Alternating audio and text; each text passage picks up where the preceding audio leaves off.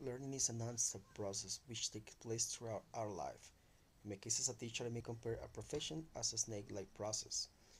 The snake's skin comes off to allow growth. Learning is similar to this since our skins are the methods we have been using for some time to teach our students. If we stop learning, it will be similar to what happens to a serpent. Its growth will stop. In the case of a teacher, his professional growth will stop too.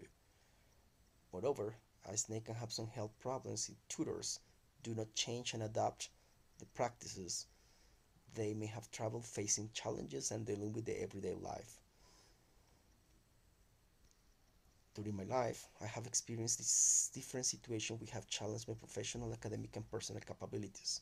These events had allowed me to be knowledgeable about myself and my reactions, so I have clear which are my strengths and weaknesses. First, in the personal area, life has shown me that I have valuable people, my family and friends, whom I can count on. But to know this, I have to go through difficult experiences. People could say that a weakness is the fact that my entire family doesn't live in Bogota, but for me, it's not, since now we are closer than ever. In the professional area, I do like working with people. I know that to achieve any goals, we need to work together and help each other. A weakness could be that sometimes I want people to be as devoted as I am. Fortunately, I learned to put up with this. How? By learning that everyone has set his or her own goals and that we all select ways to reach a single objective. In the academic area, I am a kind of geek, but it has to do with my love for learning. I like learning new things no matter whether I have to struggle or not. However, a really big challenge I have to face is to be in a formal academic environment. I would like to clarify I have not stopped learning. The thing is that getting to a master's program will be tough, but not impossible. I consider myself a resourceful person. At the beginning, it wasn't easy. However, I learned how to use this and connect it to my own learning process and for my teaching. Where does my motivation come from? I need to do my best for my students. They are my motivation and obviously my professional growth. Regarding my planning skills, it is something I have to reinforce since it is necessary to include my new duties.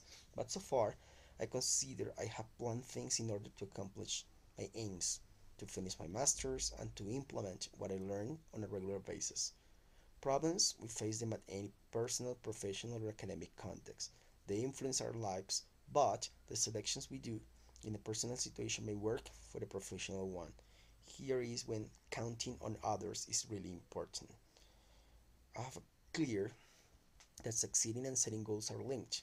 I think that I will have to get into challenging situations that will lead me to evaluate and assess my actions in order to achieve my goals.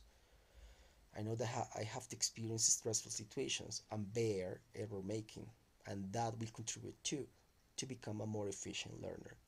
Technology is an element that many of us fear. I consider myself an average IC teacher and user. They will give me trouble at some time, but I have some people and resources to count on. First, in the masters, we have options like Mesa de Ayuda. Second, I'm surrounded by people who are really efficient ICT users. Third, I will try to work out these issues myself, which will enhance my autonomous skills. Finally, for me, ICT are instruments which may provide knowledge to different sources depending on the type of learning we are. In my case, I'm a visual learner, so the list is pretty long. Created using Powtoon.